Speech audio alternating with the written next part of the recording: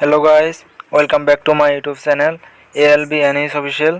তো guys, এইটো video আলোচনা কৰিম আপোনালোকে 9171টা পদৰ ৰিজাল্টটো কেনেকৈ চেক কৰিব। তো আপোনালোকে ভিডিওটো শেষলৈ চাই থাকিব আৰু এইটো ভিডিও আপোনাৰ বন্ধু-বান্ধৱীসকললৈ শ্বেয়াৰ কৰি দিব যদি উপকৃত হয় আৰু ভিডিওটো এটা লাইক দি চেনেলটো সাবস্ক্ৰাইব কৰি ৰাখিব। তো এতিয়া ব্লগ মোবাইলৰ স্ক্ৰীনত এতিয়া গাইস আপোনালোকে গুগল ক্ৰমত গৈ SLPRB লিখি সাৰ্চ কৰি দিব।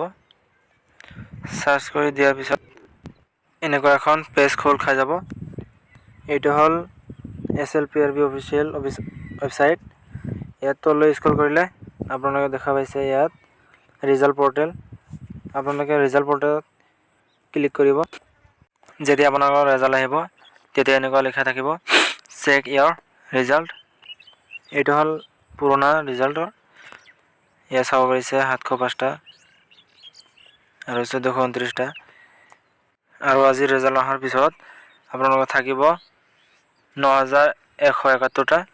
তাৰপিছত ইয়াৰ তললৈ স্ক্ৰল কৰিব। স্ক্ৰল কৰাৰ পিছত আপোনালোকে চাব পাৰিছে ইয়াত নিউ ৰিজাল্ট। তাৰ তলত ইয়াত চাওক ৰিজাল্ট লিংক। ইয়াত লিংকত ক্লিক কৰিব।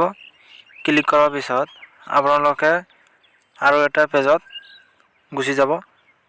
ইয়াত যোৱাৰ পিছত আপোনালোকে চাব পাৰিছে ইণ্টাৰ ইয়ৰ ৰোল নাম্বাৰ আৰু enter your date of birth.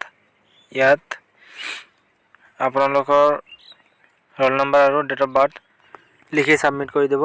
Submit কৰাৰ পিছত অটোমেটিক্যালি আপোনালোকৰ ৰিজাল্ট আহি যাব। গাইস আজিলৈ মানে জয় আই অসম।